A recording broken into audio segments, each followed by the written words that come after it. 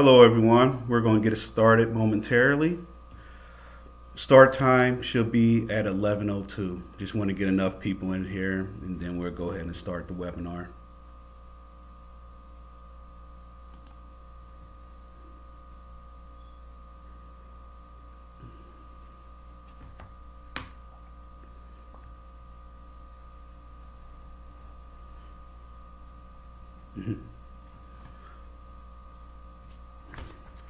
Yep, so the webinar will be starting momentarily.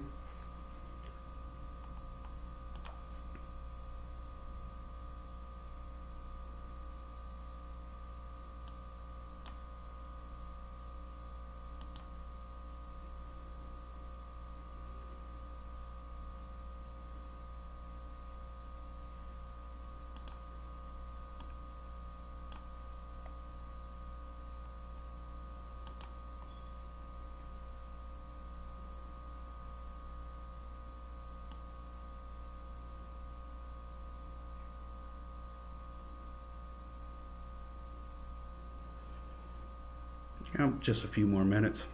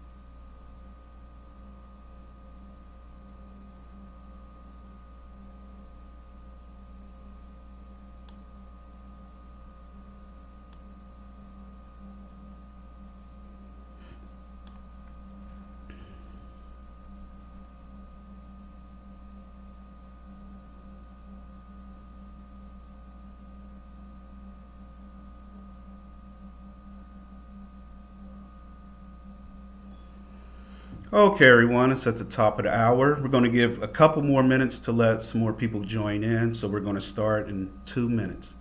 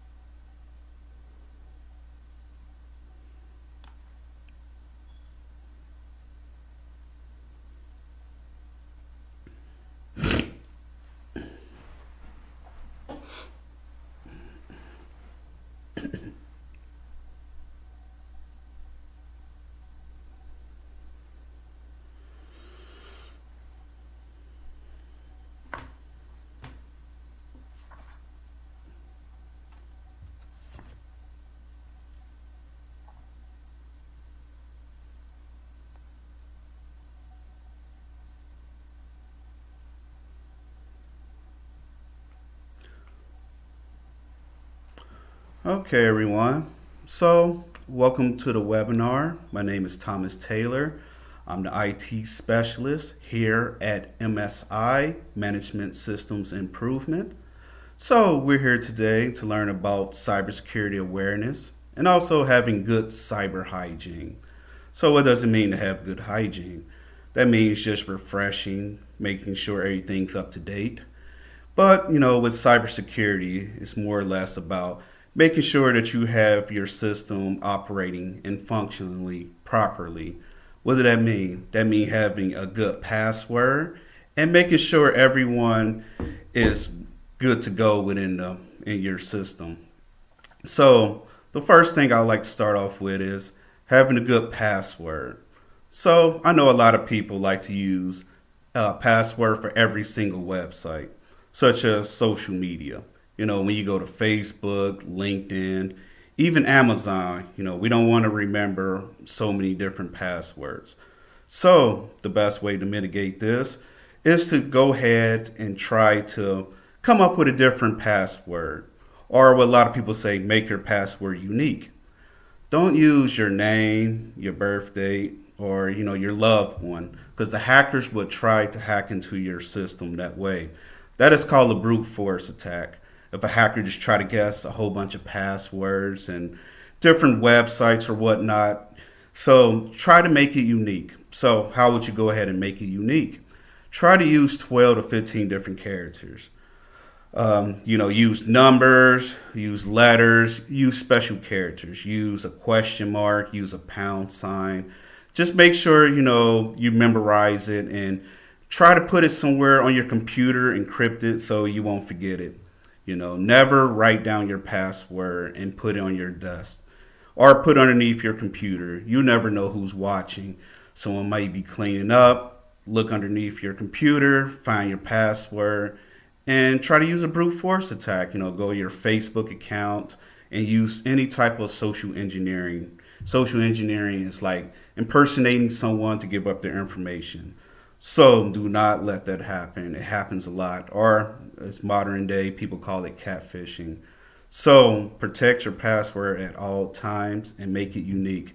One way you can go ahead and protect your password is using a patch manager, or you can call it a password manager. I use one. Well, basically what it does, it creates 12 to 15 characters for you. It's encrypted, and all you got to do is log into your browser. So, your browser of choice, Google, Firefox, whatnot. Just log into your password manager, go to the website, and it would go ahead and generate it.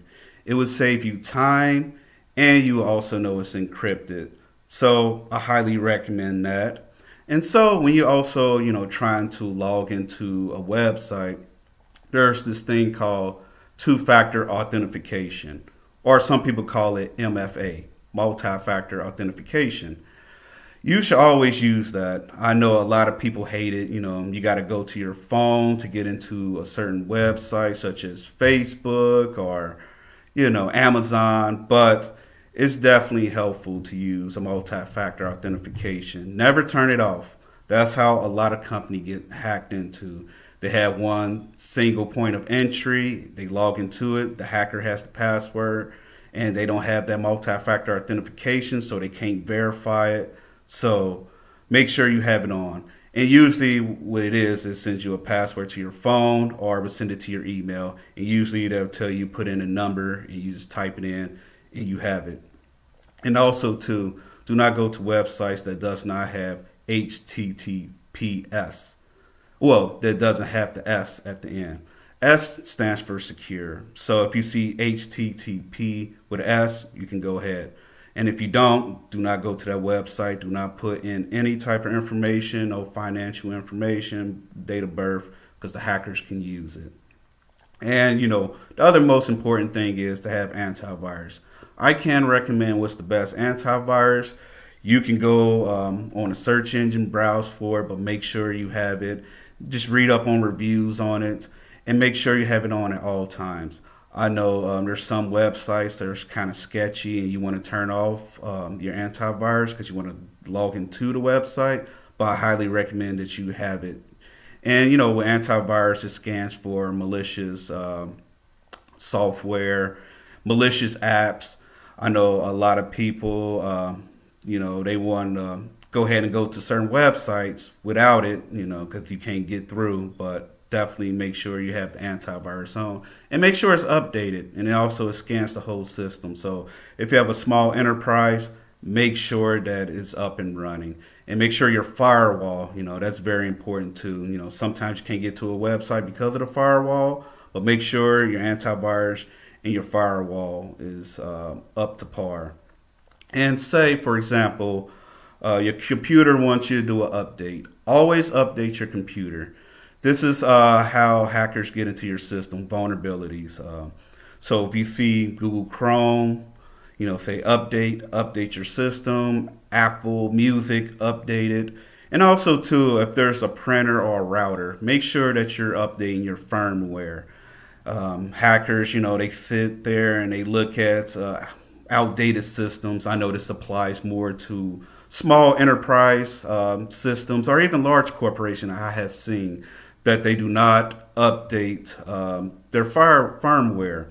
So you can go to websites, just do a search on your search engine, the top 25 vulnerabilities. So that's basically Firefox, Oracle, or any ERP. So I highly recommend that once a week, every Monday, type in top 25 vulnerabilities and threats and make sure that you get everything patched up or whatnot. So there's different practices that you can have, making sure that you have a good IDS, intrusion detection system for your enterprise. I know Windows have that already incorporated in it, semi, but not the full enterprise version of it. And the most important is have IPS, intrusion protection systems. Once again, this is more for enterprise, small businesses, but it's also good for the small consumers to know about this as well. And Windows Defenders and also has this protection as well. And also, if you use an antivirus for a Mac OS system, definitely get antivirus. I guess the misconception is that Microsoft or, Apple cannot get hacked into. It's just that hackers don't make any type of tools or hacking kits for the Apple OS system because more people are on Windows more than the Apple platform. So always use antivirus, whatever platform it is, Apple, Windows, or even a Linux system. So how can you put all this into practice? Having good cyber awareness training. So training your employees not to click on sketchy emails. So phishing attacks are the number one thing that's going on in the nation. Most domestic hackers, international hackers hack into the system by just simply seeing phishing, making sure someone would click on it. It may look like a regular email, but you can tell if it's kind of like a phishing attack. How can you tell? There's a lot of misspelling in the body of the information. There's a lot of misspellings within the URL. So, when you see a URL, look at the very end of the extension. Most extensions are .com, .net, .org, or even if you're in college or going back, it's .edu. But, from a hacker from another country might have another, another extension like UK, well, even though that's the United Kingdom. But just make sure if it looks unusual, send it to the trash, or if you're using a Mac system, recycling bin. Or if you're in a business, send it to your IT department. And hopefully the IT department can catch it before it actually hits your inbox. They have a good IPS system. They have a good IDS system, so it won't even reach you. And definitely that's the number one vulnerability right now is phishing attacks. And I know the one that's going on right now is ransomware. It's big everywhere.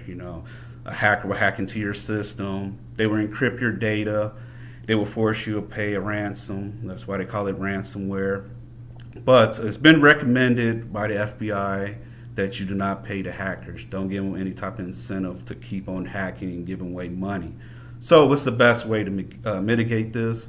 Is to have a backup. The most important thing is to back up everything, even if it's a small storage. if you have an enterprise or even a small one, to have redundancy. So the best of ability is have availability, as they say. So if you're having a cold spot, if you're IT system admin, have something that's up and running just in case any of these incidents happen. Have a warm spot, so hopefully you're not down longer than 24 or 48 hours. Keep everything running.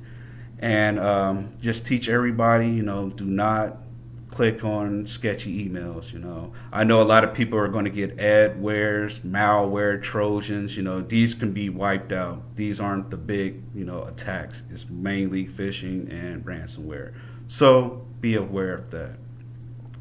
So besides, awareness and having good hygienes, is there any type of policies and procedures you can put into place?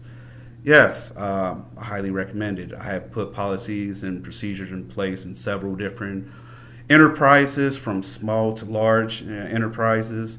And the first one is NIST, the National Institute of Standards and Technology. 800 171 is very well known. We can implement that for your organization, or if someone in your organization can implement it, I highly recommend it.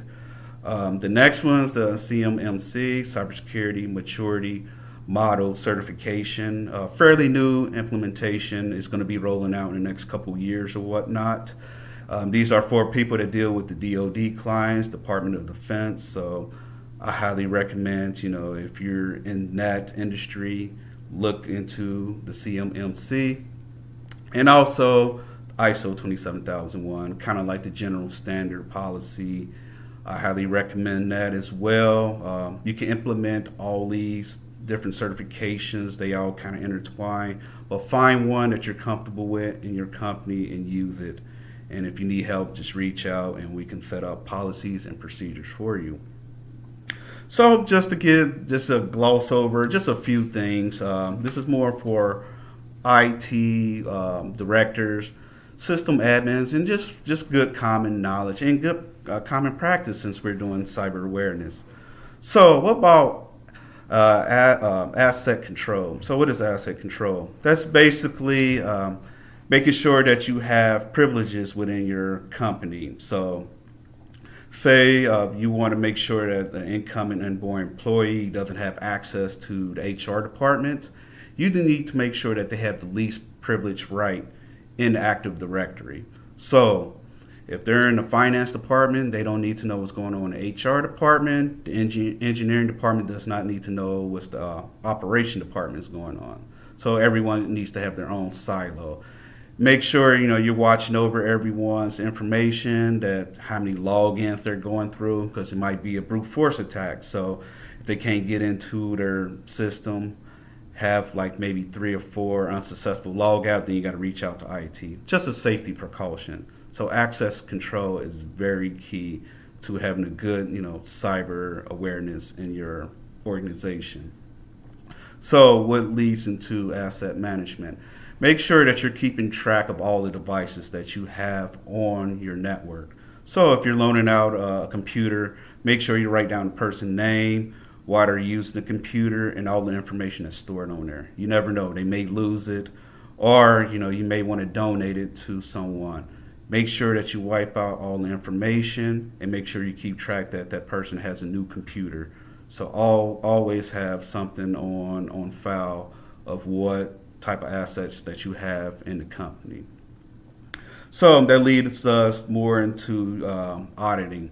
Make sure you keeping track on like how many login successful attempts someone can get into. Log all your information. I'll highly recommend it quarterly. So check all your logs. How many times someone's going to this website, how many times someone's logging into the system. So always audit your logs. And awareness and training. I know October is Cybersecurity Month, but every day should be awareness. So have something, a little poster saying, hey, do not click on phishing emails. Do not leave flash drives around. You never know. It may be an attack. Cyber attacks are not only, through the internet or going to a website. Someone can put a malicious flash drive down on your desktop and you want to check it out, like, hey, what's on this flash drive? So And don't let people save stuff to flash drives too. That's just a safety precaution. The CUI, control unclassified information. So cybersecurity and information security are one and one. Excuse me. Configuration management. Always do vulnerability scans. Harden your system. Make sure that you do scans at least every once a week. Scan the network. Make sure see what type of vulnerabilities and patch it. I know at the last organization I was at, we used to scan stuff around 2 to 4 a.m. because we knew people wasn't on the network. So always check. And you can do this too on your own personal computer at home. Just go to your antivirus, hit scan, and it would give you all the information that you need about what's going on in your local information system. So we call it LAN. So always scan it. Maintenance, make sure everything is up to par. Make sure there's no broken systems. If it is, make sure it's patched. If you have decommissioned equipment, make sure everything's removed from it before you sell it or give it away. The next one, identification. Make sure you give access to certain people that need access. So the head IT guy should only have access to everything. Once again, people in the lower privilege should not have access to certain information. One of the most important things is incident response. So have an incident response plan. That's definitely key. Have a plan and have a policy in place. And you also need a team. Something's going to go wrong in the IT department, unfortunately. And you need someone to respond to that. So you need to have at least 3 or 4 people on your incident management team. And you can rotate them. Someone might be the head of incident response this week and someone else next week. But, also contact your local authority as well. So if something does go awry, you can reach out to the police department or even the FBI system. But incident management and how to mitigate it is definitely key. Personnel. So I know a lot of people, work from home, but if you work at a location or whatnot, have a guest log in, have them fill out their information, what vendor they're from, why they're at the location, and give them a badge. And if you don't have a badge, just escort them to whatever department they need to be in. Not everyone needs to have access, to your building, and know whom you're dealing with as well, the vendors, the guests, and whatnot. That's how hackers can sneak in and put in some type of malware or any type of attack. So just make sure you're cognizant of that. And that leads us into physical security. I highly recommend everyone has a security camera to monitor the whole, facility, making sure that you have a motion detector, security alarm system when everyone's gone. You want to protect your assets. That's the heart of your organization. And especially everyone that has a data center or a SOC center, security operations center. I know everything is more or less going to the cloud, but there are still people who have a mainframe system, which is all the databases that goes through the business. Make sure that it's protected. Make sure you have a key log to get in there, and make sure only a couple people have access to that SOC center. So that's definitely key. And recovery. This is probably the most important. I know I mentioned it at the beginning of the webinar, but I'm going to keep on mentioning it, that having backup data is key. Redundancy. So always stay available. You do not want to be down longer than 2 to 3 days. If you do, see if everyone can work from home and get their information to the cloud system if you do have a database. So having recovery is imperative. Risk management. This is just as important. Go around your building, even IT or whatnot. Make sure that you have everything, listed, like from the highest to the lowest. Your SOC center is going to be the highest, risks that you're going to take on. It's the life of your organization. Make sure that you go through, you have a matrices, and you list it from 1 through 5. What's the vulnerability? So if something went down, Is this major or this is non-major? Is it critical or non-critical? And you need to do this for everything. A keyboard and a mouse, will be labeled a 1, non-critical. But a power outage to the building may be a 3 or 4, or a cyber attack, a ransomware, will be a 5. So go through your building, go through your IT infrastructure, and make sure that you have risk for everything. And have a risk management team, just like you have an incident management team. And I highly recommend that you have a risk management policy and procedure in place. If not, reach out to us and we can help you out with risk management policies and procedures. Security assessment, make sure everything's up to par. Make sure you have your source code. So this is more with small enterprises, vulnerability scans, hardening, VMware. So if you use any type of virtualization, make sure everything is being scanned and hardened. And make sure you have controls in place. What someone can take home and what they can't take home. What information is classified and what information needs to be declassified. So that's just making sure that everything's up to par and everyone's on the same level and know what needs to be communicated to and what doesn't. So that's just a few things about having good cyber hygiene and having good cyber awareness. Like I said, October shouldn't be just only Cybersecurity Awareness Month. It should be every day. And just continue to practice and teaching, co-workers, friends, and families to not click on malicious emails, do not give in to ransomware, and do not go to websites that's not trusted. And that's just overhead of everything. I will be having more webinars about different subjects and go deeper into like access control, asset management. But for right now, I just want to give you just a few tips that you can use at the office and also at home. And if you have any questions, just reach out. I'm going to open it up for a couple minutes for any type of questions, Q&A. Let me see, it's 11:24. We give a couple minutes or whatnot before we wrap up.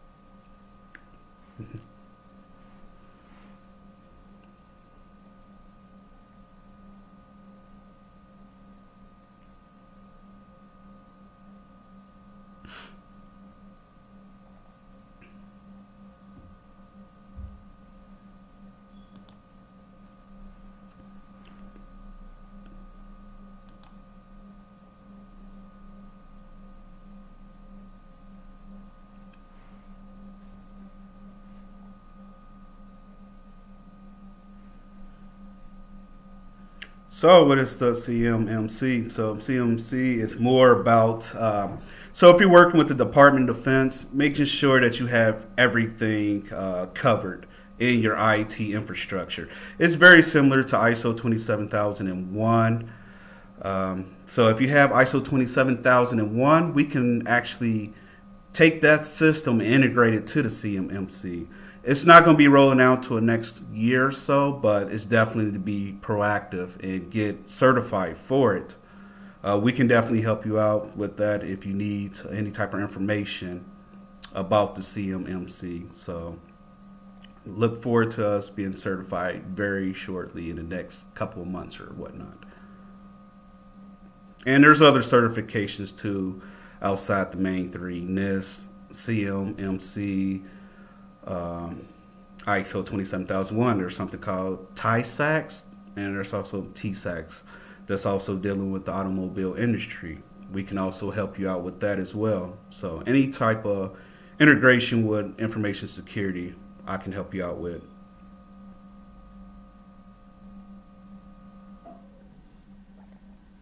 And within the CMMC, there's different domains and capabilities. So the things I mentioned: access control, asset management, physical security, personnel security.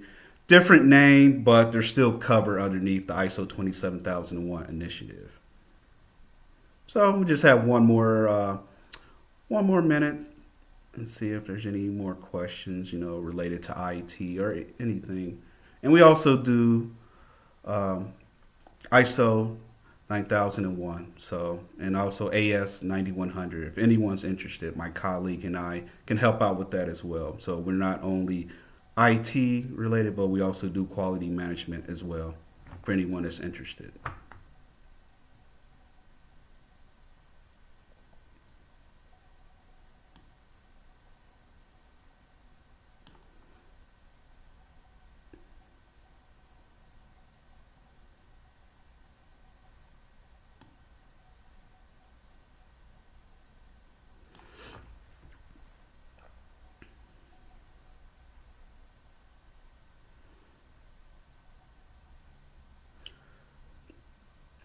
Well, everyone, thanks for joining me. Once again, we're going to have more webinars, so feel free to join in.